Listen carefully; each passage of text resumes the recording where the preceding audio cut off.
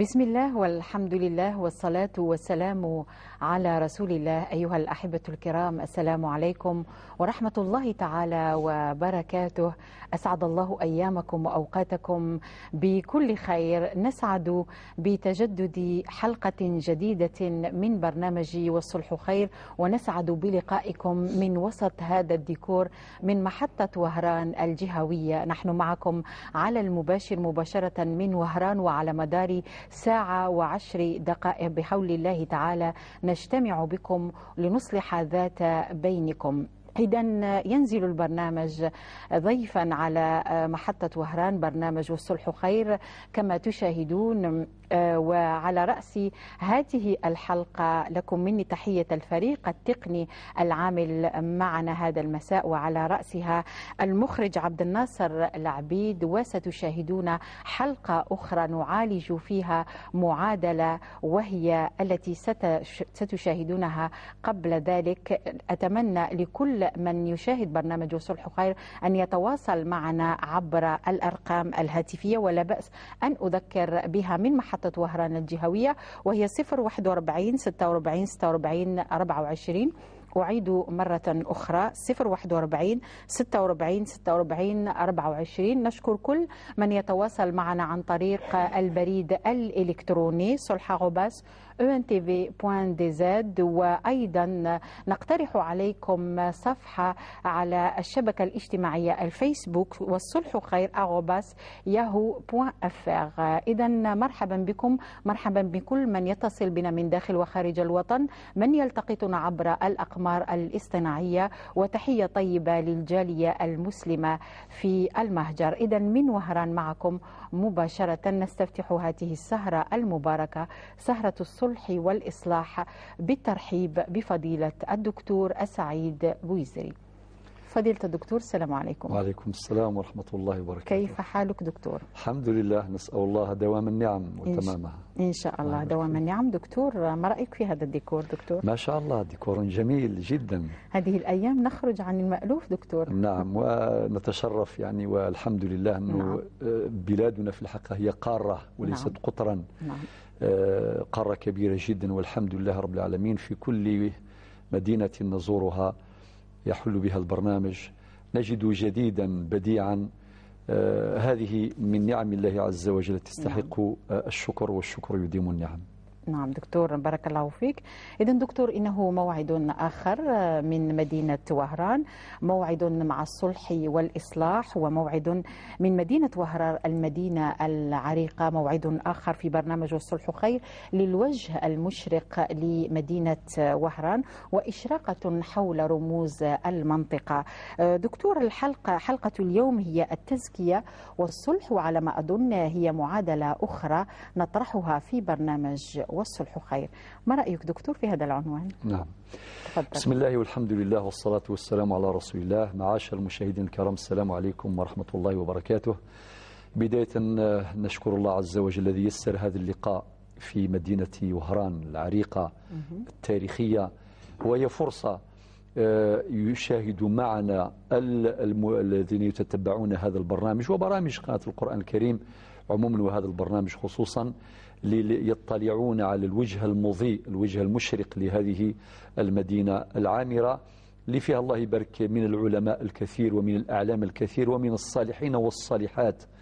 لذلك أتوجه أيضا بالشكر الجزيل الفريق التقني العامل معنا في هذه الليلة المباركة وفي هذا الشهر المبارك. نحن مقبلون هذه الأيام على استقبال يعني الشهر الفضيل، شهر مبارك، شهر المولد النبوي الشريف، مولد النبي عليه الصلاة والسلام، الذي ستحييه بلادنا وسائر بلاد المسلمين بالحديث عن هذا النبي الكريم، عن هذا النبي العظيم، للحديث عن سيرته العطرة، للحديث عن أخلاقه. وقد قالت أمنا عائشة أم المؤمنين: كان خلقه القرآن، ومدحه ربنا من فوق السبع الطباق، وإنك لعلى خلق عظيم. إذن أختي نجاة، طرحت سؤالا عن هذه المعادلة، التزكية والصلح. نعم. هي معادلة فعلا تطرح من هنا من وهران. للإجابة عن هذه المعادلة أو لبيان هذه المعادلة لابد أن أبينها من خلال النقاط الآتية. أولا، التزكية لها مقام رفيع في الوحي الطاهر في الكتاب والسنة. نعم. ذكرت قبل حين قوله تعالى في مدح المصطفى صلى الله عليه وسلم: مدحه بالخلق العظيم وإنك لعلى خلق عظيم. نعم. تحمل هذه الآية عدة دلالات. من هذه الدلالات الدلالة الأولى أن النبي صلى الله عليه وسلم في مستوى المدح الإلهي، في مستوى الثناء الرباني، لأن الذي مدحه هو الله. الدلالة الثانية أن الأخلاق لها مقام رفيع في شرعنا الحنيف في الإسلام. نعم. والدلالة الثالثة أن المجتمع لا يمكن أن يكون قويا متماسكا، لا يمكن إلا إذا تماسكت قيمه ومبادئه، إلا إذا غرست فيه القيم والمبادئ التي تحفظه بحفظ الله عز وجل. وبالمقابل إذا زلزلت هذه المبادئ، إذا اهتزت منظومة القيم، سينهار معها المجتمع. ثم أن النبي صلى الله عليه وسلم قال في أحاديث كثيرة، أذكر بعضا منها: إنما بعثت لأتمم مكارم الأخلاق. وفي رواية أخرى: إنما بعثت لأتمم صالح الأخلاق. نعم. وقال أحاديث أخرى كقوله صلى الله عليه وسلم في الحديث الذي يرويه الإمام أحمد وأبو داود: ما من شيء في الميزان أثقل من حسن الخلق. أي من أراد أن يكون ميزانه يوم القيامة ثقيلا بالحسنات عليه أن يكون صاحب خلق. وفي حديث آخر قال فيه النبي عليه الصلاة والسلام، رواه الإمام الترمذي، يقول النبي عليه الصلاة والسلام: إن من أحبكم إلي، والإمام البخاري أيضا: إن من أحبكم إلي وأقربكم مني مجلسا يوم القيامة. لا شك أن كل مسلم يتمنى هذا المقام الرفيع، بطبيعة الحال يتمنى أن يحظى بحب النبي صلى الله عليه وسلم وأن يحظى بالجلوس إليه. إن من أحبكم إلي وأقربكم مني مجلسا يوم القيامة أحاسنكم أخلاقا. وأحاديث تترى: اتق الله حيثما كنت وأتبع السيئة الحسنة تمحوها وخلق الناس بخلق حسن. أحاديث كثيرة جدا لا يتسع المقام لبيانها جميعا. أما المعادلة، نعم، التزكية والصلح، نعم، هناك مقصدان يستنبطان من هذه المعادلة. المقصد الأول أن التزكية هي أساس بناء الفرد الصالح. نعم. لا يمكن أن نتصور إنسانا صالحا في منأ عن التزكية. الدليل: قال الله عز وجل: ونفس وما سواها فألهمها فجورها وتقواها قد أفلح من زكاها وقد خاب من دساها. ثم النبي عليه الصلاة والسلام بين الله عز وجل رسالته في آيات كثيرة، منها ما ورد في سورة الجمعة في الآية الثانية: هو الذي بعث في الأميين رسولا منهم يتلو عليهم آياته ويزكيهم ويعلمهم الكتاب والحكمة. إذن تعليم ينصرف إلى الرؤوس، وتزكية تنصرف إلى النفوس. نعم. ثم إذن هذا المقصد الأول. ثم النبي عليه الصلاة والسلام في بيت الأرقم ابن أبي الأرقم كان يزكي الصحابة، كان يربيهم، كان يكون الجيل الأول. نعم. الذي يتحمل رسالة الإسلام. نعم. والمقصد الثاني هو تأهيل هذا الفرد الصالح لحمل رسالة الصلح. هنا المعادلة. نعم. لا يمكن أن يحمل رسالة الصلح إلا من كان صالحا، والتزكية هي أساس صلاحه. هذا هو الجواب، هذا هو البيان عن هذه المعادلة. بارك الله فيك دكتور، نشكرك جزيل الشكر على فهمنا لهذه المعادلة، وسنتواصل من خلال هذا المباشر للفهم أكثر فأكثر دلالات الصلح وفضل الإصلاح بين الناس. إذن أيها الأحبة الكرام، في برنامج والصلح خير، ونحن في وهران نتحدث دائما عن هذه المدينة، نتحدث أيضا عن الصلح والإصلاح. لكل مدينة تاريخها العريق ورجالها ومصلحوها وعلماؤها. تابعوا معنا هذا الريبورتاج في مدينة وهران، ولنا عودة لمواصلة المباشر معكم واستقبال مكالمتكم. والصلح خير.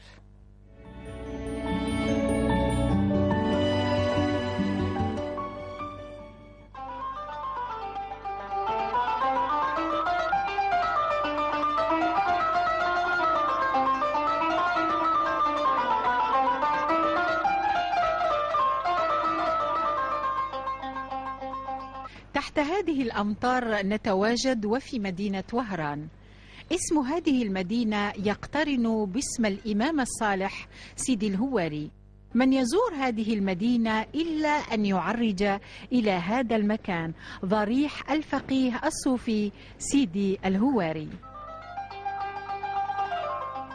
ويقال عنه أيضا أنه كان الأب الروحي لمدينة وهران.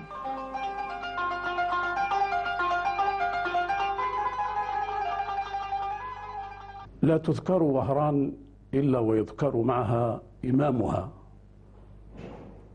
العالم الفاضل الصوفي الرباني الإمام سيد الهواري. فالإمام سيد الهواري عالم وهران، عالمها وعلمها، فهو أحد الصالحين الذين جاءوا بخير كثير وبفضل وفير لهذه المدينة العظيمة. هو الإمام سيد الهواري المنتسب إلى قبيلة مغراوة الشهيرة المعروفة، وكان دأبه كدأب كل الصالحين، دأبه التعليم والتربية السلوكية مع الجهاد في سبيل الله لتحرير الوطن ولإضفاء نعمة الحرية على المسلمين، لأن الإسلام مرادف لكلمة الحرية. لا يسع هذه اللحظات وهذه الدقائق للحديث عليه، لأنه كبير كبر وهران، بل كبير كبر الجزائر كلها. التوجه أيضا كان إلى الزاوية البلقيدية بمنطقة سيدي معروف بوهران، والتي تسعى إلى بعث الروح الدينية وروح التصوف في المجتمع الجزائري.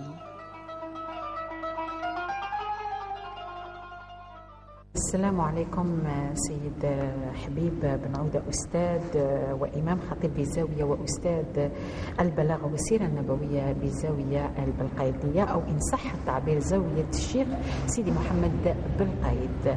تعرف هذه الزاوية بعلمائها ومشايخها الأجلاء.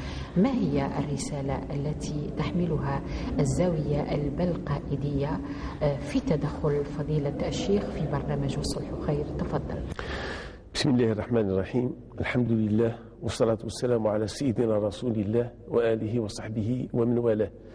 بداية أهنئ نفسي والشعب الجزائري بهذا الشهر الكريم، شهر المولد النبوي الشريف، على صاحبه أفضل الصلاة وأزكى التسليم.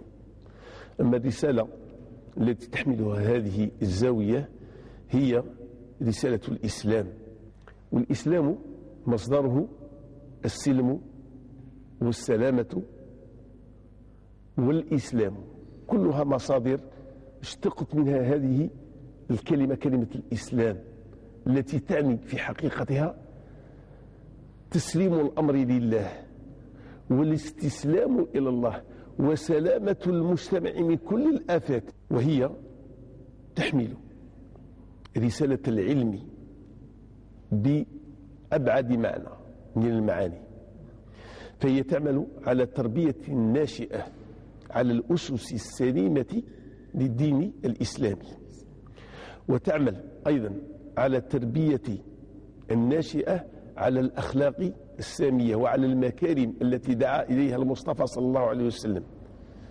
فالمصطفى صلى الله عليه وسلم امتدحه الله تعالى بقوله: وإنك لعلى خلق عظيم. هذا الخلق العظيم لسيد الوجود صلى الله عليه وسلم تحاول الزاوية أن تقتبس من أخلاقه ومكارمه وشمائله لتنقلها إلى الشباب، لتتحول إلى سلوك داخل المجتمع.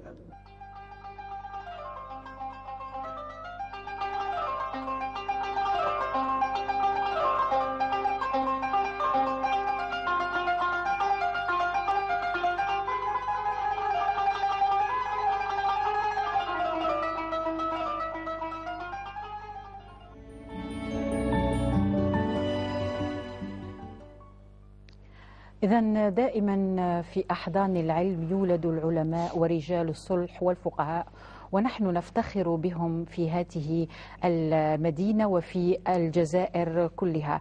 فضيلة الدكتور يتواجد معنا في برنامج والصلح خير، وعلى مدار ساعة و10 دقائق من خلال هذا المباشر. على ما أظن قبل أن نأخذ اتصال زميلي سعيد والمخرج العبيد، من فضلكم دعونا نستمع إلى فضيلة الدكتور بعد مشاهدة هذا الروبورتاج دكتور الذي قمنا به في مدينة وهران، ونحن نتحدث عن التزكية والصلح. تفضل دكتور. نعم، أولا نشكر الشيخ جابر والشيخ الحبيب بن عودة على هذا البيان، أولا لسيدي الهواري، وكذلك للشيخ لزاوية الشيخ سيدي محمد بالقايد. نعم. رحم الله الجميع. فنقول بالنسبة لسيدي الهواري لابد من البيان. طبعا وقت اللقاء لا يسمح بالتفصيل، ولكن ما لا يدرك كله لا يترك جله. نعم. وقد قلت قبل حين أختي نجاة أن هذا الرجل الصالح، هذا العالم العلم، تربى في أحضان الصلاح، أخذ زادا كبيرا من التزكية والتربية. نعم. وقد ولد في 1350 للميلاد ومات في 1439 للميلاد. نعم. هذا الرجل الصالح تربى في هذه الأجواء، وكان مؤهلا لحمل رسالة التزكية وحمل رسالة العلم والفقه. نعم. هنا تتحقق المعادلة. نعم. في نفس الوقت. لأن العلم لا ينفع إذا كان في منأ عن التزكية والتربية. نعم. وعن الإيمان. لذلك صدق الله إذ يقول اقرأ باسم ربك. فإذا انفصل أو إذا اتصل العلم بالتزكية بالتربية عمر، وإذا انفصل عن التربية والتزكية دمر. فالعلم عمار أو دمار. ثم أذكر من باب البيان هذه في هذا القطر الجزائي الكبير أن سيدي الهواري من شيوخه سيدي أحمد بن دريس. نعم. اللي الآن سميت الزاوية باسمه في منطقة القبائل. يعني شوف هذا التلاقي، هذا التكامل. نعم. بين أعلام وعلماء هذا البلد. نعم. بلد 1.5 مليون شهيد. هذه رسالة مهمة. رسالة الثانية أنه كان يمارس التربية أو التزكية بمنهج التخلية والتحلية. نعم. التخلية عن الرذائل والتحلية بالفضائل. بالنسبة للزاوية المباركة زاوية الشيخ سيدي محمد بالقايد، طبعا الاسم الكامل الشيخ سيدي محمد بالقايد الهبري الشريف الحسني الإدريسي. بارك الله فيك. وقد ولد في 1911 وتوفي رحمه الله في 1998. أولا كلمة الزاوية حنسموها بالقبائل ثم عمرث. نعم. ثم عمرث.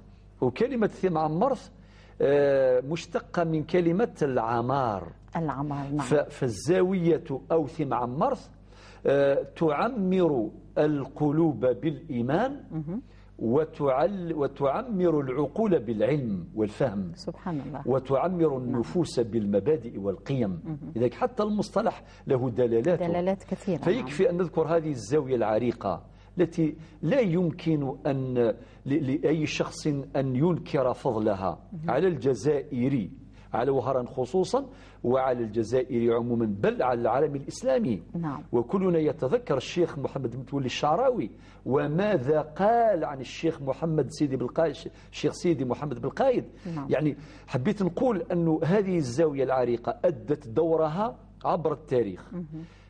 فلها دور مشرف في التاريخ الجزائري المشرق، ولها دور أيضا تقوم به الآن تعليما وتربية وتزكية وإصلاحا بين الناس.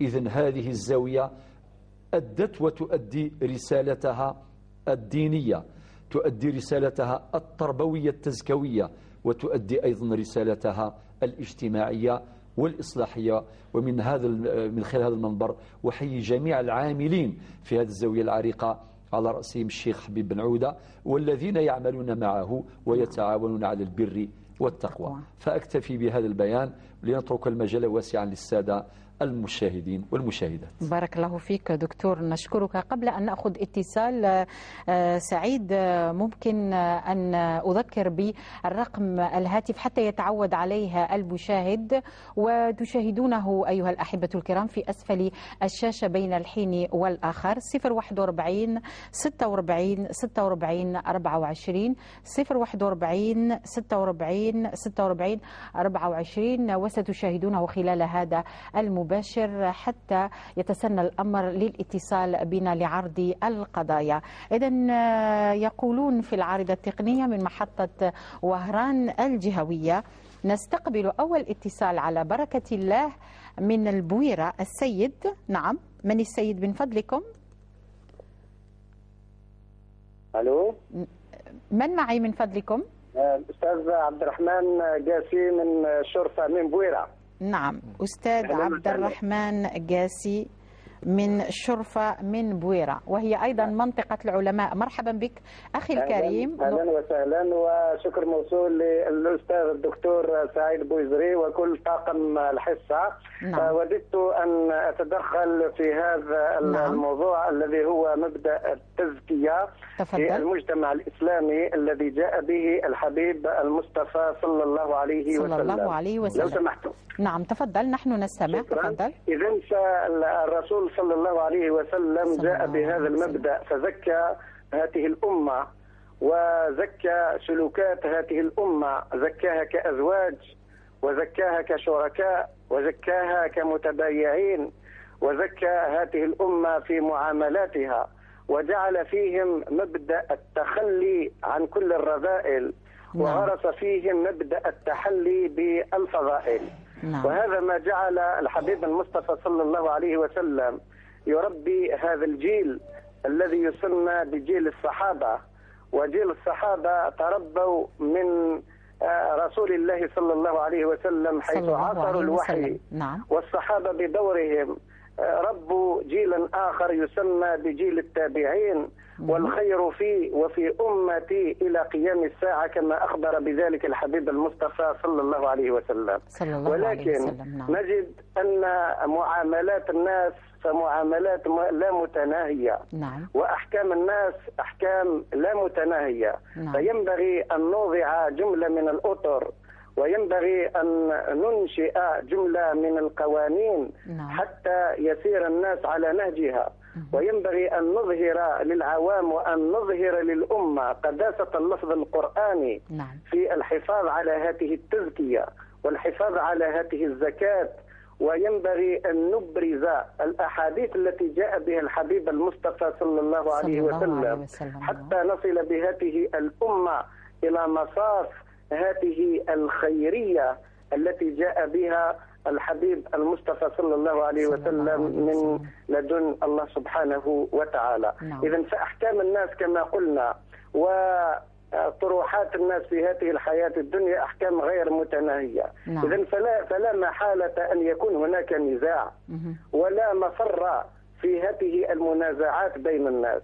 ونجد أن القرآن الكريم ذكر من خلال هذا الموضوع قال: وإن طائفتان من المؤمنين اقتتلوا فأصلحوا بينهما فإن بغت إحداهما على الأخرى فقاتلوا التي تبغي فقاتلوا التي تبغي حتى تفيء إلى أمر الله فإن فاءت فأصلحوا بينهما بالعدل وأقسطوا. فنجد أن الآية القرآنية ذكرت وإن طائفتان مثنى جاءت بالتثنية، واقتتلوا جاء بالجمع.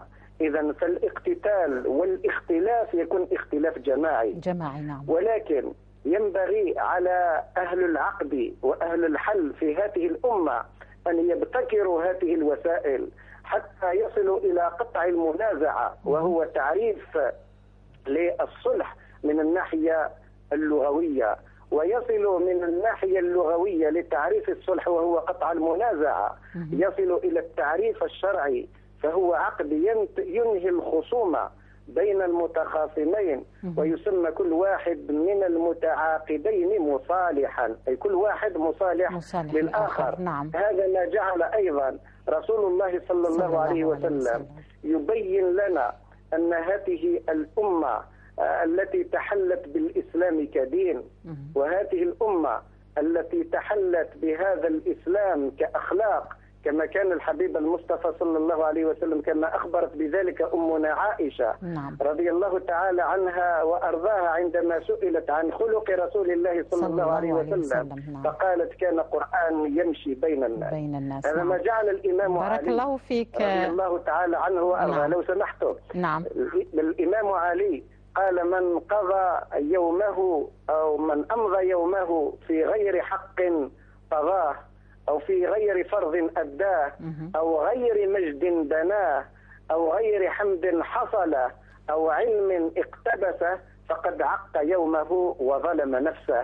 تلك هي الأطروحات التي جاء بها رسول الله صلى الله عليه وسلم، وجاءت بها سنة الحبيب المصطفى صلى الله عليه وسلم في هذه الحياة الدنيا، حتى يعرف كل ذي حق حقه، وحتى يعرف كل ذي واجبه تجاه مجتمعه وتجاه أمته. إذا فهذه الأمور الخمسة التي جاء بها الإمام علي فهي مناط السعادة في هذه الحياة الدنيا، ومناط السعادة الاجتماعية، ومناط السعادة السلوكية. وهذا ما وددت أن أقوله في هذه العجالة. وأقول الشكر موصول للأستاذ الكريم بويزري السعيد، وحفظه الله وجعله الله ذخرا لهذه الأمة في دينها ودنياها وأخراها. والسلام عليكم ورحمة الله وبركاته. نشكرك سيد عبد الرحمن من ولاية البويرة على كل هذه التدخلات التي تنير المشاهد، ونحن نتحدث اليوم عن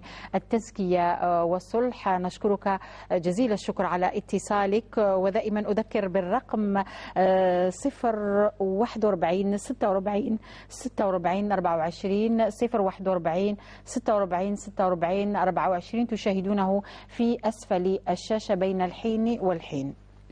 فضيلة الدكتور، نبدأ باتصال الأول للسيد عبد الرحمن من البويرة، وهو يتحدث عن البرنامج وعن هذه الحلقة، وقال أن مبدأ التزكية مهم جدا، لأن الرسول صلى الله عليه وسلم زكى سلوكات هذه الأمة.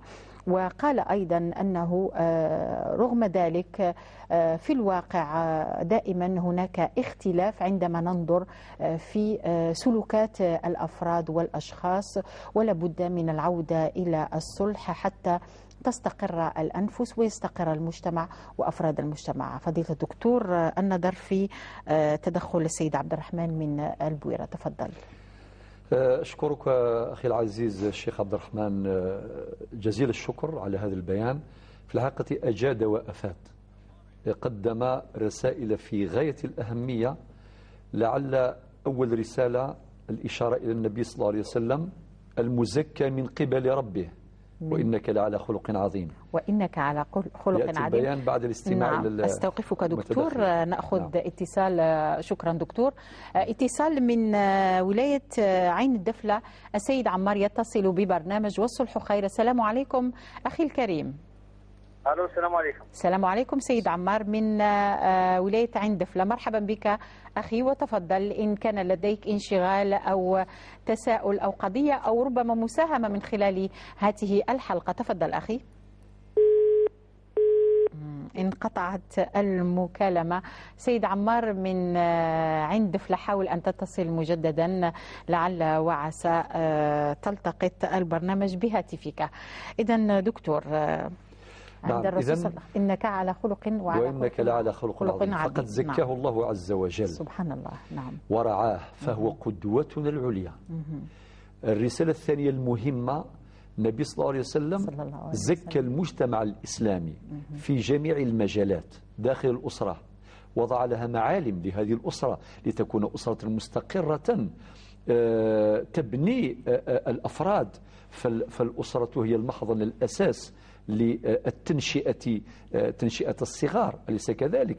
فالصغار اليوم هم كبار الغد، وكلما كانت هذه الأسرة قوية كلما كان المجتمع كذلك. ولكن هذه التزكية أيضا موجودة وحاضرة في السوق وفي جميع معاملات الناس. هذه رسالة أخرى ثانية.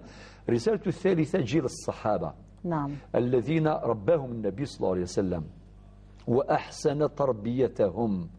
فمما يعجبني في هذا الباب أن الذي يقرأ سيرة السلف الصالح، الذي يقرأ سيرة الصحابة، يجد أن الصحابة يتكاملون ولا يتكررون. نعم. لا نجد نسخة واحدة متكررة لجميع الصحابة. حينما نذكر أبا بكر الصديق نذكر خصائصه وسماته كما قال المصطفى صلى الله عليه وسلم: أرحم أمتي بأمتي أبو بكر، وأشدهم في دين الله عمر، وأصدقهم حياء عثمان، وأعلمهم بالفرائض بالحال والحرم معاذ، وأعلمهم بالفرائض زيد بن ثابت، إلى أن يقول: ولكل أمة أمين، وأمين هذه الأمة أبو عبيدة عامر الجراح. هذه الكوكبة من الصحابة التي تربت في أحضان المصطفى صلى الله عليه وسلم، وهم أيضا حملوا هذا المشعل، مشعل التربية والتزكية لجيل التابعين وهكذا. لذلك لا يجوز إطلاقا أن ينقطع حبل التزكية في هذه الأمة المرحومة. وقد قال عنها النبي صلى الله عليه وسلم في الحديث الذي رواه وأخرجه الإمام الحاكم في مستدركه: أمتي أمة مرحومة. لدي بعض البيان ربما بعض المكالمة. نعم دكتور، وأنت تتحدث عن أمين هذه الأمة. يتصل أبو أيمن من ولاية بجاية. السلام عليكم أبو أيمن من ولاية بجاية، مرحبا بك أخي الكريم في برنامج الصلح خير من محطة وهران الجهوية. نعم أخي، السلام عليكم. السلام عليكم. حبيت نعطي سؤال للشيخ. نعم تفضل أبو أيمن، تفضل. نعم تفضل. كم في الميراث يا شيخ؟ أيوة ويعود دائما الميراث. نعم تفضل. تما غورنا ديال المؤسسه يرحم ربي. يجي مرسومه القاعه يجي 4 كراجل ذكرى دخان يوصل لابارتمون في جده. غور 3 نعموا بسبب المؤسسه يرحم ربي. اسمحي، من ميموت المورث؟ من ميموت؟ موت غرف 50 ترى ميقموت. شحال؟ 50 غرف 50 ميقموت. 5 سنين. 5 سنين. نعم. ويدي جا الورثة ويدي جا الورثة أبو أيمن ويدي جا؟ يجد 3 نعم ومير. نعم خاطر أشو الراويس يعني إيجاد 3 براج 4 تقشيشين. صح كادينو أكو 4 تقشيشين صحيح. نعم. زين يكون هنا كاين ثروه الميس. أراون الميس. ثروه الميس نكون هنا. أيوة. إيجاد تمطوطيس نخاطي. إيجاد تمطوطيس الجدة. تمطوطيس الجدة صح زيدش صح. لا صافي جد تمطوطيس. وي السؤال يتم أسكو اللي خلنا يقولش في الجدة شقة يقولش في الجدة. نعم. أسكو أبدو بالقسم اللي خاطيو. دي خامني اللي جاك اللي بالعن أسكو هذا الشيء القسم اللي خاطيو. وجدك مازال تعيشين؟ جدة مازال تعيشين. الله يبارك. صافي في الفهمة. ما زالني سؤال نتينا الشيخ. ثاني. نعم. ديك الحياتي تسمى يوهب دي بابا امر شنو هو كلمه نزيد. ايوه. نعم. ام بعد سوره اشكو ما نقسم هذه الدول كلني القسم اللي خاطئ. نعم. هذا الصديق الريف. شكرا ابو ايمن. نعم. شكرا. يعطيك الصحة وأكون عند ربي إن شاء الله. إن شاء الله. استمعنا إلى قضية الميراث والهبة. بالنسبة لأبو أيمن نعود مع فضيلة الدكتور إلى تدخل السيد عبد الرحمن من البويران. نعم، في مسألة أيضا مهمة ذكرها الشيخ عبد الرحمن جزاه الله خير، وهي تنوع المعاملات الآن. نعم. فتنوعت وتعقدت مع تباين مصالح الناس واختلاف أفكارهم وثقافاتهم وعاداتهم. النزاع قائم لا محالة. نعم، هذه الرسالة. ولكن رسالة أخرى مكملة لهذه الرسالة، أنه إذا وقع نزاع لا بد من العودة إلى معالم الصلح، إلى المصدر، ولا يعود الخصم إلى الصلح وقبول نتائجه إلا إذا كان صاحب تربية وصاحب تزكية. الذي لم يحظى بالزاد الكافي من التربية قد يرفض الصلح جملة وتفصيل، أليس كذلك؟ نعم. لذلك ربنا حينما قال في القرآن الكريم في سورة النساء في الآية 65: فلا وربك لا يؤمنون حتى يحكموك فيما شجر بينهم ثم لا يجدوا في أنفسهم. لاحظي معي أختي نجاة، رجعت النفس. نعم. لأن النفس ممكن ترفض ممكن الإنسان يقبل الصلح ولكن يعني غير راضي بنتائجه. نعم دكتور. ثم لا يجد في نعم. وهذا هو السؤال الذي طرحته قبل قليل عاملة في محطة وهران جهوية، قالت لي في بعض الأحيان عند بعض الأشخاص يصعب الصلح، خاصة الناس اللي يعيشوا الظلم دكتور، يعني ربما يكون الصلح ولكن ما يكونش التسامح. ماذا يقول فضيلة الدكتور؟ وهو يتحدث في نفس النقطة عن هذه المسألة. الجواب في متن هذه الآية. نعم. ثم لا يجد في أنفسهم حرجا مما قضيت. نعم. والشرط الثالث ويسلم تسليما، تنفيذ بلا إشكال. أما مسألة الصلح والتسامح أو العفو، قال ربنا في القرآن الكريم والكاظمين الغيظ. والكاظمين الغيظ. ثم قال يعني نكمل كملت والعافين عن الناس. وكلمة العفو تعني إزالة الأثر. نعم. يعني الذي يقبل الصلح لا يحتفظ بهذا بالمشكلة ويثيرها بعد سنوات، لا. المفروض هذه درجة عالية ومرتبة عالية. والعافين عن الناس والدرجة السامقة الأعلى، والله يحب المحسنين. والإحسان إلى المسيء دلالة على علو الهمة. نعم. إن شاء الله تكون عندنا هذه الدلالة دكتور. في برنامج الصلح وخير نستقبل مكالمة أخرى من السيدة غنية من بتنا. السلام عليكم غنية من ولاية بتنا. السلام ورحمة الله الأخت. مرحبا بك غنية، كيف حالك؟ أنا من بتنا، غنية من بتنا. راكي من شرق الجزائر، أنا في الغرب يا غنية. نعم. نعم مرحبا بك غنية. راح نضرب مع الشيخ بويزري برك. تفضلي غنية، تفضلي رانا نسمعوا فيك. عندي مرت خويا زوجة الأخ تاعك. نعم. ما بها؟ عندي ما عندها معاه 6 أولاد. 6 أولاد. 18 سنة زواج معاه. الله يبارك. كل خطرة يحوز الأولاد. كل مرة الأخ تاعك يحوز الأولاد. نعم. يضل راقد مسكينة كرهت حياتها يعني. غنية عندك السبب علاش يحوز خوك مرت خوك؟ علاش يحوزها؟ ما نعرف، هو مسلم يتعاطى الحبوب، يتعاطى يضربها، مدمن. نعم. ما يخدمش منهم. انا شخص خويا مدمن على المخدرات، قتلك يتعاطى الحبوب. غنية راكي تخمي على خوك يعني مليح الحمد لله، يعني راكي تفكري فيه وتفكري في زوجة الأخ تاعك. ربي اللي يعلم. إن شاء الله ربي يجازيك على هذا السؤال يا غنية. هذا هو السؤال وفقط غنية. وربي يبارك الحصة تاعكم، أنا كل 3 نحكم، أنا عيد نحكمكم. إن شاء الله غنية، بارك الله فيك. 3 نتابع الحصة هذه. هذا البرنامج لكم ومن أجلكم يا غنية من ولاية بتنا. هذا هو السؤال تاعك. نعم غنية رانا نسمعوا فيك، وصلي. هذا ما كان بغيت نشوف وسي مسكينة هي كرهت ما بغاتش تطلق مني، نوض يقول لك تلقى 6 أولاد. نعم. نعم غنية، واضح سؤالك غنية. وهنا معايا، هنا عندي مسكينة برك غضبانة. راهي غضبانة، راهي عندك. نعم. 6 أولاد عندها. 6 أولاد. إن شاء الله ربي يبقي عليهم الستر. آمين آمين. وإن شاء الله ربي يهديه خوك هذا، يهديه إن شاء الله إلى طريق المستقيم، ويعود إلى الزوجة تاعو والأولاد تاعو ال6 اللي ينتظروا فيه، والمسؤولية تقع على عاتق الزوج إن شاء الله. شكرا غنية من ولاية بتنا على اتصالك. سيرى فضيلة الدكتور سعيد بوزري في هذه القضية الأسرية. دكتور. نعم. أبو أيمن. نعم.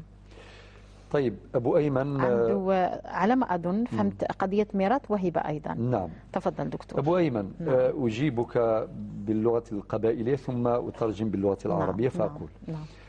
جماعة عزيزنا شيخين ثوران جديك إفكا هبة إذا ذاك ذي الحياتيس الهبة يجيني شرعية. نكون ندش حالي بردان نسعود حديث النبي صلى الله عليه وسلم يدينان اتقوا الله وعدلوا بين أولادكم. أقوذ ربي خذ مثل عدل يرد دريانون، ولكن ميلا يفكايس لسبب من الأسباب لمسوغ شرعي. مثلا ذاك يسعد دريا ولا شندار يزداغ يفكايس باش هذه يزداغ هبة ثاقي وتحسب على ذي الميراث. يمي قموت جديك فلاس يعفو ربي قبل 5 سنين أين دي قران أرى يفضون في الورثة. ثمطوثيس جيداك أتساوي ثيس 8 الثمن أين دي قران أذي يروح 3 وراش أو كذ 4 قشيشين ذا قد ورثا ومقارن التعصيب بالغير طبقا لقاعدة للذكر مثل حظ الأنثيين. نعم. يعني 3 وراش نوغان 6 يعني الأسهم يسعان أو كذ 4 صفحة 10 نعم. معناتها أين دي قران أذي يفضو غف 10 أقشيش دياوي سيني مورن ناصين الحقوق فقشيش تساوي يون على حسب تشرايف.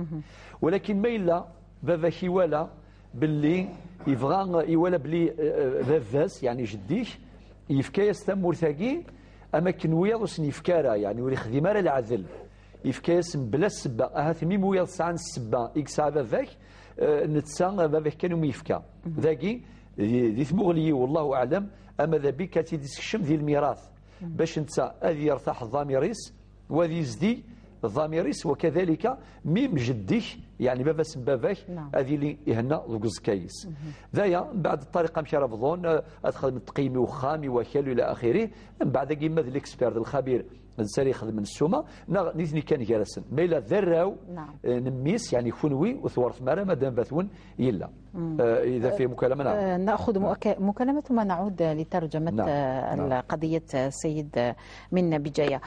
انس تتصل من البويره. السلام عليكم اختي الكريمه. السلام عليكم. مرحبا بك انس في برنامج. كنت تشوفي في البرنامج انس؟ نعم. كنت تشوفي في هذه الحلقة في برنامج الصبح؟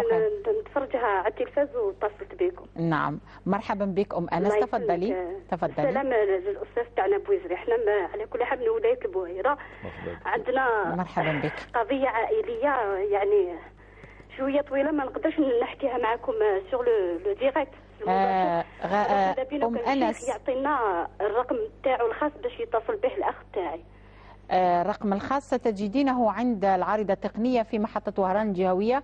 سعيد أو المخرج عبد الناصر العبيد يعطيكم رقم تليفون فضيلة الشيخ بويزري باش تتواصلوا معاه في حالة ما إذا أي شخص ما قدرش يعرض القضية تاعو على المباشر. نحن نتحفظ معكم أيضا ونأخذ بعين الاعتبار كل هذه المسائل. إذا رقم التليفون ستجدينه في العارضة التقنية بحول الله تعالى. شكرا. نعم دكتور. إذن أبو أيمن بالنسبة للفريضة الشرعية نعم مادام المورث اللي هو جدك مات رحمه الله وترك زوجة وترك 3 أبناء وترك 4 بنات. نعم. الزوجة ترث الثمن لوجود الفرع الوارث. نعم. والباقي يوزع على 3 أبناء ومع 4 بنات طبقا لقاعدة للذكر مثل حظ الأنثيين. هذه الفريضة الشرعية. طيب نعم. ولكن بالنسبة للسؤال الآخر اللي هو الهبة التي منحها الجد لوالد السائل أبو أيمن. نعم. نقول هذه الهبة فإذا كانت لها ما يبررها لها مسوغها الشرعي فتخرج من الميراث بمعنى يحظى بها وحده فقط ويعتبر وارثا كسائر الورثة ويرث حقه ونصيبه من التركة المتبقية من العقارات وربما حتى من المنقولات بدل فيه يعني مرائب وفيه مسكن وفيه قطع أرضية وهكذا. أما إذا كان والدك يا أخي يا أبو أيمن يعني شاف بأنه أعطى له حاجة زيادة ولم يعدل، والنبي عليه الصلاة والسلام يقول اتقوا الله واعدلوا بين أولادكم، وربنا يقول في القرآن يوصيكم الله في أولادكم. الذي ننصح به ونراه صوابا أنه تحسب القطعة الأرضية التي استفاد منها. نعم. هكذا إذا كان مثلا عندها 300 متر يحسبها، وإذا كان يحظى ب 500 متر من مجموع التركة فبالتالي يعطوا له فقط 200 متر على أساس أنه عنده 300 متر، وبذلك يرتاح ضميره ويرتاح أيضا مورثه في قبره. هذا هو الجواب يا أبو أيمن، وبارك الله فيك على السؤال. نسأل الله أن تكون قد فهمت هذا البيان. نعم شكرا دكتور. أعيد التذكير برقم الهاتف 041 46 46 24. إذا وسط هذا الفضاء، وسط هذا الديكور، تشاهدون بث برنامج وصلح خير، وتشاهدون من وراء البلازما صور اختارها لكم سعيد والمخرج عبد الناصر العبيد من محطة وهران الجهوية، وهي صور عن المدينة العريقة، عن كل مواقعها التاريخية، عن معالمها، عن مساجدها. نواصل المباشر بأخذ اتصال. من سعيد؟ شكرا. كريم من ولاية تيبازا. السلام عليكم كريم. السلام عليكم، وش راكم؟ لاباس؟ وش راك أخي كريم؟ مرحبا بك في برنامج والصلح خير. السلام عليكم، وش راكم؟ بخير لاباس؟ والله الحمد لله. معك الدكتور سعيد بويزري في البرنامج. نعم. نعم، حبيت نسقسي دكتور تفضل. على كاين قضية زواج. قضية زواج، نعم. ما بها؟ قضية زواج عرفي. عرفي، نعم. قضية زواج عرفي، لأن كاين إنسان يعرف فتاة. ألو؟ رانا نسمع فيك. نعم. تعرف الفتاة يعني مدة 3 سنين. 3 سنوات. 3 سنين. من بعد ادها زوج بها بزواج عرفي. زواج عرفي. زواج عرفي، بصح قبل يعني ما قدمش المبلغ تاع المهر ولا حاجه، يعني ما راح ديريكتومون عند بابا، عطاله ديريكت وما كلم ما حلوش. يعني ما عطاش المهر. ما عطاش المهر، نعم. والوالدين هادو قبلوا بهذا الزواج العرفي؟ هما والدين كانوا قابلين بالزواج العرفي، بصح ولكن ما كانش قدم المهر. وثاني حاجه كان يتعرف عليها هذا الاخر، هذه المراه هذه كان متعرف عليها قبل ب3 سنوات. نعم. سي كريم معلش جات نسالو شويه. يسالك الدكتور كريم، اسمع للدكتور من فضلك باش ندقق في المساله. يعني هل درت الفاتحه، حضر الامام وحضر الولي؟ قطع المكالمه للاسف. سأجيب على أي حال في الحالين معنا. فريد، كنا نود كريم كنا نود أنك ما تقطعش المكالمة، لأنه دكتور بطبيعة الحال الزواج العرفي هذا عنده الخلاف في النظرة في بعض الأحيان. سنشرحه نعم. بجميع صوره إن شاء الله. نعم، سيشرح فضيلة الدكتور هذه المسألة بجميع الصور، ونرجو دائما من المتصل أن يعطي بعض التفاصيل حتى نتفهم القضية، وفضيلة الدكتور سعيد بويزي يكون واضح دائما في قراراته وفي عودته دائما إلى الكتاب والسنة النبوية الشريفة. فضيلة الدكتور،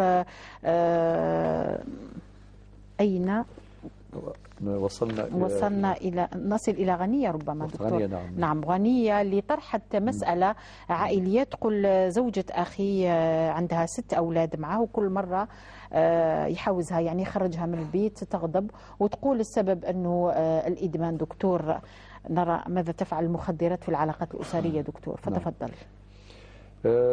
كارثة دكتور هذه المخدرات. نعم كارثة فعلا. نعم. النبي صلى الله عليه وسلم حينما وصف الخمر وهي بوصفه أول اتصال من وهران نأخذه دكتور. نعم. عفوا، أول اتصال من وهران نأخذه. نعم. حالا. جمال من وهران، ثم يعود فضيلة الدكتور سعيد بوزري للنظر في قضية غنية من بتنا. جمال بن ولاية وهران، مرحبا بك أخي الكريم. مرحبا. ألو. مرحبا. الو. مرحبا. انا ام جمال، انا اللي بدي نهضر معكم. ام جمال من مدينه وهران، مرحبا بك ام جمال. والسلام عليكم. السلام ورحمه الله. ام جمال، اذا كنت نقصي للتلفزيون. بغيت ما بغيتش نهضر على المباشر، بغيت لا راكم مقيمين في وهران، بغيت ندي الرنديفو مع الشيخ. طيب ام جمال، اول البدايه تكون نقصي للتلفزيون باش ما يكونش صدى. نقصي التلفزيون تاعك باش نسمعوك مليح. من صح، نقصنا صح. احنا رانا متواجدين، ولكن غدا ان شاء الله ندخلوا للجزائر العاصمه. اذا كان ممكن تقدري تاخذي الرقم تاعك، تخلي الرقم تاعك للعارضه التقنيه، خلي الرقم الهاتف لو فيكس يعني تاع الدار، ولا تخلي تاع الجوال لو بورتابل. وهذا هو النيميرو تاعي اللي هدرت معاكم به دروك. دوك تخليه للعارضه التقنيه، قولي لهم عاودي اعطيه لهم. ما عندناش انا في شغل، ما يخرجناش الرقم تاعك يا ام جمال. سمعي لي لما كانش غدوه هذه لا سيمان ولا السيمانه الجايه عطوني رانديفو باش نلقى مع الشيخ. نعطوك لو رونديفو دكتور، تفضل. الله يبارك فيك. الو ان شاء الله ربي يقدر خير. ام جمال وليدها. نعم ان شاء الله. الاخ جمال الان رانا مع الاخ جمال. طيب تواصلوا مع العارضه التقنيه، يعطيكم رقم الهاتف وحنا مستعدين ان شاء الله، ورانا نزوروها ان شاء الله ونزيدوا نزوركم ان شاء الله. ان شاء الله. اذا لم يكن ذلك غدا فيكون ان شاء الله اللقاء في وقت اخر قريب ان شاء الله. نعم. اذا كان عندك رقم تاع المكتب دكتور، هو عندك ولا عطيته لهم؟ نعم 026 نعم. 12 74 41. أعد دكتور من فضلك. 026 12 74 41.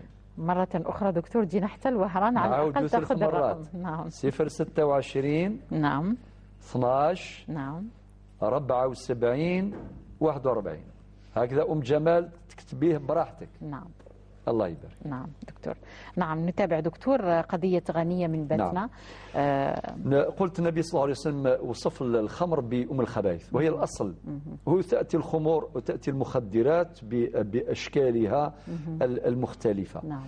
ما كانش يعني مدمر للقيم، مدمر للعلاقات الأسرية، مخرب للأسر مثل الخمور والمخدرات.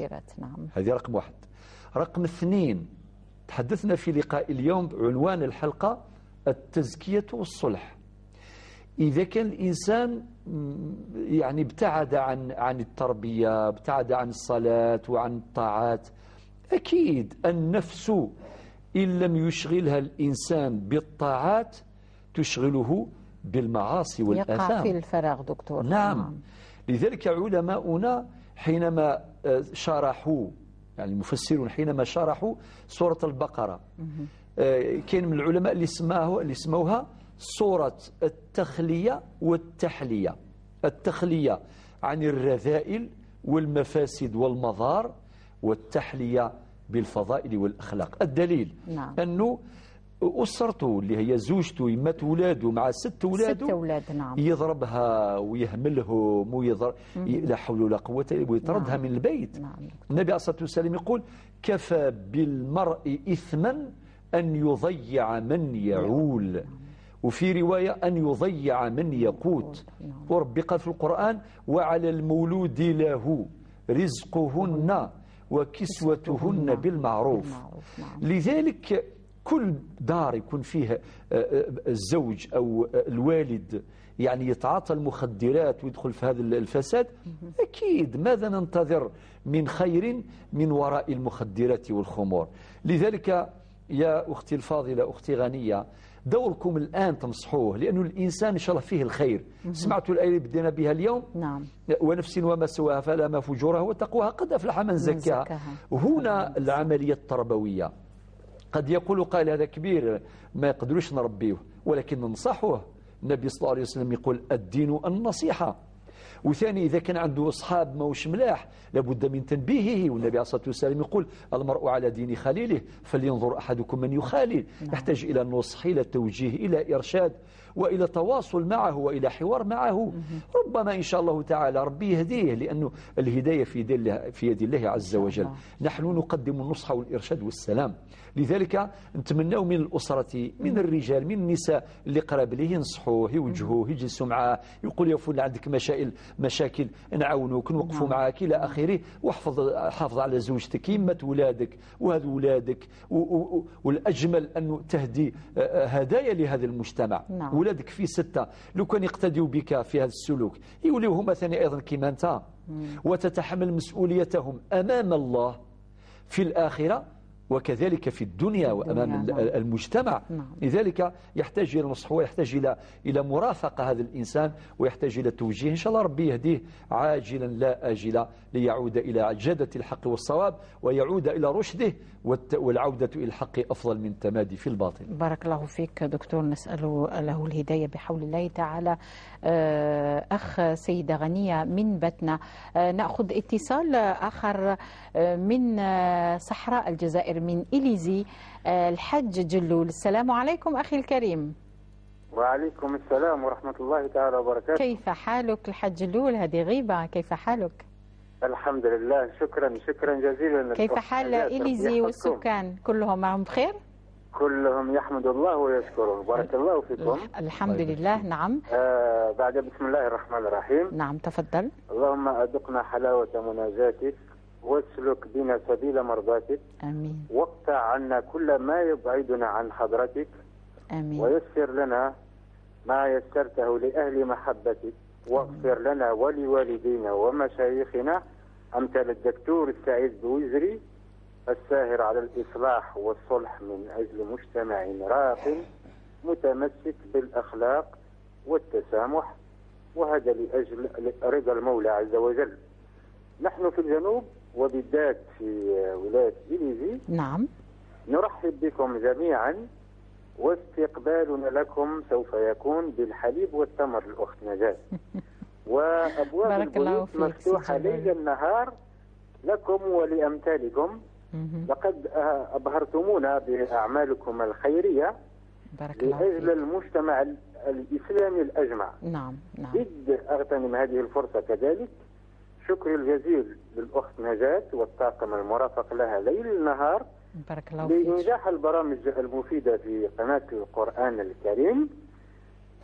شكرا لكم، أعانكم الله وسدد خطاكم، والسلام عليكم ورحمة الله تعالى وبركاته. بارك الله فيك الحج جلول من إليزي. نسأل الله التوفيق لك أيضا، والتوفيق لكل من يتصل ببرنامج والصلح خير ويشجع البرنامج.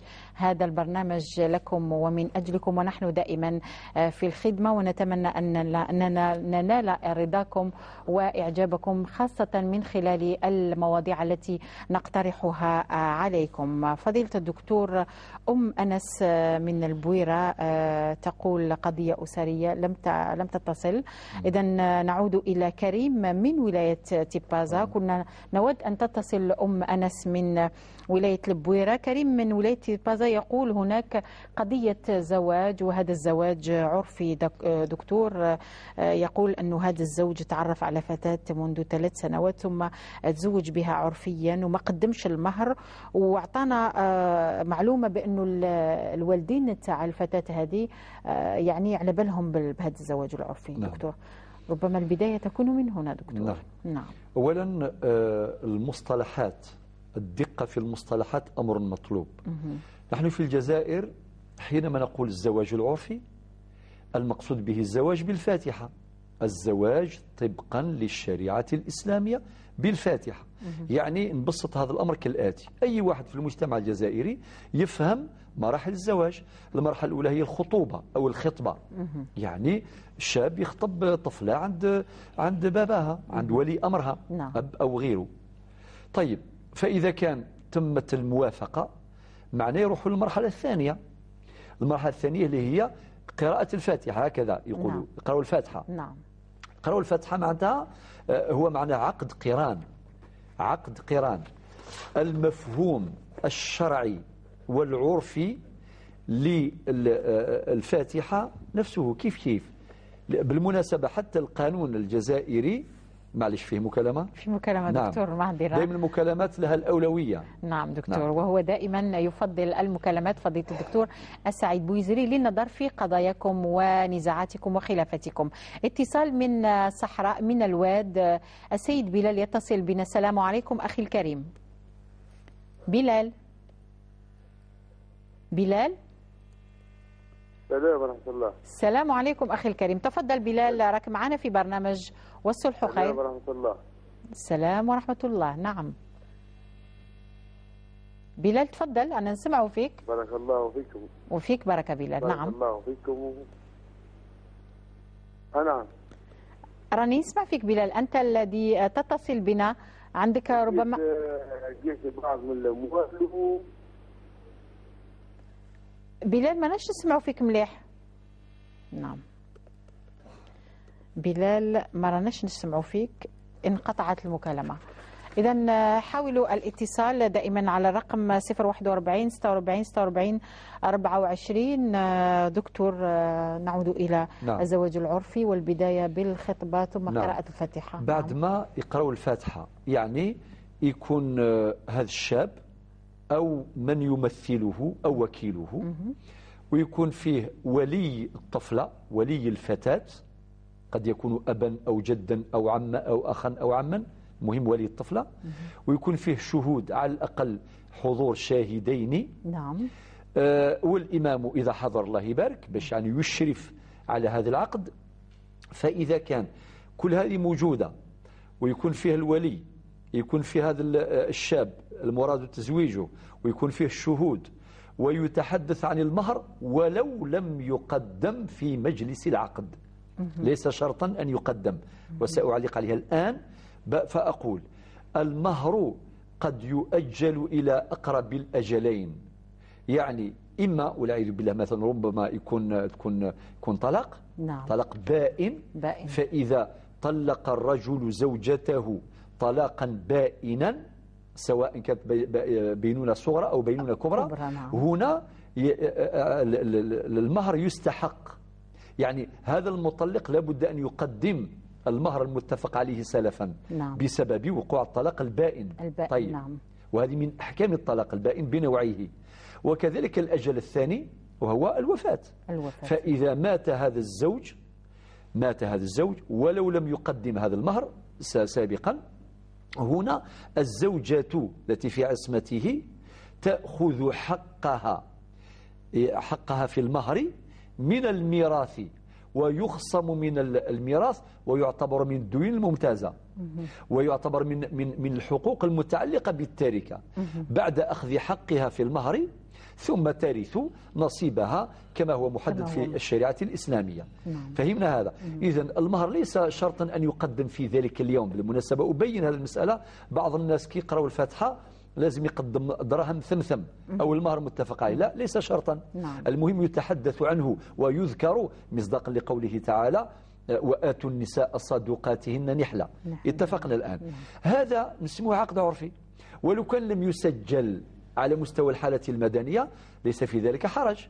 لم يسجل على مستوى الحالة المدنية ولم يوثق على مستوى الموثق طبقا لقانون 84/11 قانون الأسرة المادة 18 التي تبنت ثنائية الجهة. ولو بعد عام، عامين، 3، 4، 5 يعتبر في نظر القانون عقد زواج مغفل. ما معنى مغفل؟ معنى لم يوثق ولم يسجل لدى الحالة المدنية. الزوج والزوجة يلجأان إلى المحكمة بطريقة بالعريضة، بتقديم عريضة، وطبعا فيه ملف يقدم طبقا للمادة 22 من قانون الأسرة الجزائري. الملف هذا يقدم إلى المحكمة المختصة إقليميا، فيها العريضة، فيها توضح كل هذه الأمور تاع عقد الزواج متى تم وكذا، وإذا كان نتج أولاد عن هذا الزواج أيضا يذكرون في متن العريضة مع الأدلة الثبوتية، شهادة ميلاد هؤلاء الأولاد، وبعدين يستلمون أو يخرجون وثيقة اسمها شهادة عدم تسجيل عقد الزواج تستخرج من الحالة المدنية. هذا الملف المهم يقدم إلى المحكمة في تفاصيل ربح الوقت أذكرها جميعا. المهم في الأخير القاضي يصدر حكمه يأمر فيه ضابط الحالة المدنية بتسجيل عقد الزواج المغفل بين فلان وفلانة، وما نتج عن هذا الزواج من أولاد بأثر رجعي يعود إلى التاريخ الحقيقي للزواج. إذن ذلك فهمنا الآن في الجزائر عقد الزواج العرفي الفاتحة عادي. بالمناسبة حتى قانون الأسرة الجزائري ومهم جدا تسجيل أيضا. نعم، استخدم المصطلح اللي موجود عندنا في المجتمع. كي يجي واحد يقول الإمام أروح تقرأ الفاتحة، الإمام فهم. وكي يجي فتاة تقول تعرض صاحبتها تقول عندي الفاتحة نتاعي نهار الخميس، يا أخي فهموا. إذن نخاطب الرأي العام الجزائري وبل الرأي العام الإسلامي عموما باش نقولوا احنا في الجزائر هذا الزواج العرفي بهذا الشكل راه مشروع 100%. ولكن عند غيرنا لا. عند غيرنا ما يديروش كل هذه الأمور. بلا ما ذكر الدول كل واحد يعرف روحه. نعم. ما يذكرش هذه الأمور كامل. فقلت يا أخي إذن كريم من تيبازا، فإذا كان تم هذا الزواج العرفي على حسب كما شرحته الآن هذا عادي يروح يسجلوا في الحال المدني، ولكن مرورا عن طريق المحكمة بالإجراءات التي ذكرت بعضها أو أهمها. أما إذا كان ولو لم يقدم المهر ما يضرش، المهم هو يعلم أنه ما قدمش المهر. وحتى القانون الجزائري عالج حتى الإشكال أنه عدم تقديم المهر، يعني إذا أثير إشكال قبل الدخول وبعد الدخول في تفاصيل. نعم. المهم أين يكون قول الزوجة وأين يكون قول الزوج وهكذا. نعم. إذن هذا ليس إشكالا. أما إذا كان مخالف لهذه الإجراءات اللي شرحناها أو لهذه الصيغة لهذه الصورة نقول هذا الزواج باطل. نعم. وما بني على باطل فهو باطل. بارك الله فيك دكتور. هكذا يكون قد استفاد كريم من هذه الأجوبة لفضيلة الدكتور سعيد بوزير، وهي شرعية وقانونية أيضا. جمال من وهران نذكر برقم التليفون دكتور المكتب 026 12 47 41 026 12 47 41 74 عفوا 026 12 74 41 026 12 74 41 لأم جمال من وهران. يقول سعيد بقي ربما 4 دقائق دكتور. الحج جلول من إليزي، وإذا أمكن رسائل الصلح. سعيد كم بقي من الوقت؟ تفضل دكتور. لك الفضل. إذن أولا قبل ما نروح يعني الرسائل الختامية في هذه الجلسة المباركة. نعم. الحاج جلول بالمناسبة هو من رجال الصلح. نعم. في جنوبنا الكبير وبالذات في إليزي. نعم. وأسأل الله عز وجل أن يكثر من رجال الصلح. 4 دقائق دكتور. كما تحدثنا في مقدمة لقاء اليوم تزكية والصلح عن الصلحاء في وهران وعن الصالحات في وهران أيضا. نعم.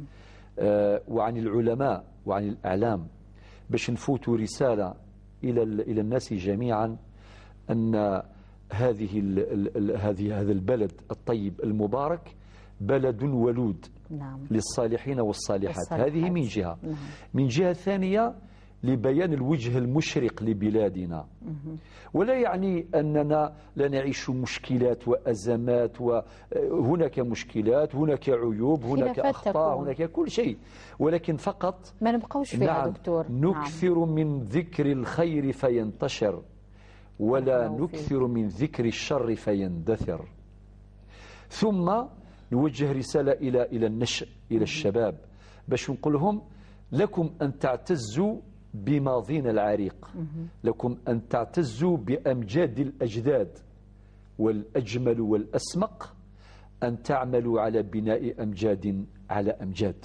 إذن سجل الجزاء الله خير يؤدي دوره الكبير في مجال الصلح في هذه المنطقة. نشكرك على هذه الدعوة التي جاءت على الهواء مباشرة. نعم. وإن شاء الله ماشي غير لنا، يعني إن شاء الله سي جلول أنتم قلوبكم واسعة كالصحراء، كل الناس من طاقم العامل معنا اليوم إن شاء الله، وكل الناس يسمعوا الدعوة يروحوا للجنوب، وإن شاء الله كلهم استقبال ورحابة صدر إن شاء الله تعالى. وخاصة أن أنت وعدتنا باش تستقبلنا بالحليب والتمر. نعم. وهذه إن شاء الله نشكرك على هذا. ومشاعر متبادلة سي جلول، ربي يحفظك ويحفظ جميع الصالحين والصالحات وجميع المشاهدين والمشاهدات. أما الرسائل فألخصها في الآتي.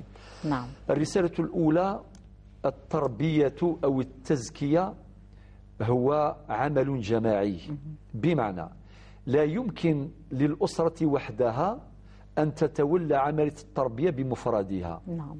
بل لابد أن تتكامل جهود جميع المؤسسات، بدءا من الأسرة باعتبارها المحضن الأساس الأول للتنشئة، ثم نعود إلى المدرسة وإلى المسجد وإلى الإعلام. جميع المؤسسات سواء كانت رسمية أو مجتمعية شعبية لا بد أن تتضافر من أجل بناء الفرد الواحد الصالح. نعم. كما يقول الشاعر: متى يبلغ البنيان يوما تمامه إذا كنت تبنيه وغيرك يهدم. وحديث النبي عليه الصلاة والسلام الجامع يحملنا جميعا هذه المسؤولية في حديثه الجامع: كلكم راع وكل راع مسؤول عن رعيته. هذه الرسالة الأولى.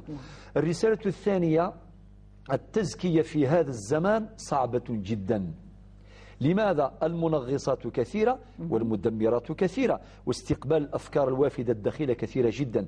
إذن لا بد أن نشمر عن سواعد الجد من أجل الإشراف التربوي على هذا النشء، وهي مسؤولية الجميع. وإذا حققنا هذا المقصد إن شاء الله هم يتولون بعد ذلك بناء الأجيال القادمة، لأن ضياع الكبار يؤدي إلى ضياع جيل واحد، وضياع الصغار يؤدي إلى ضياع أجيال عديدة لا سمح الله. بارك الله فيك دكتور على كل هذه التوضيحات. وصلنا إلى نهاية هذا البث من محطة وهران الجهوية. شكر موصول إلى الفرقة التقنية التي بثت هذا البرنامج. نشكر كل من ساعدنا من قريب أو من بعيد من وسط هذا الفضاء الإعلامي التلفزي لمحطة وهران الجهوية.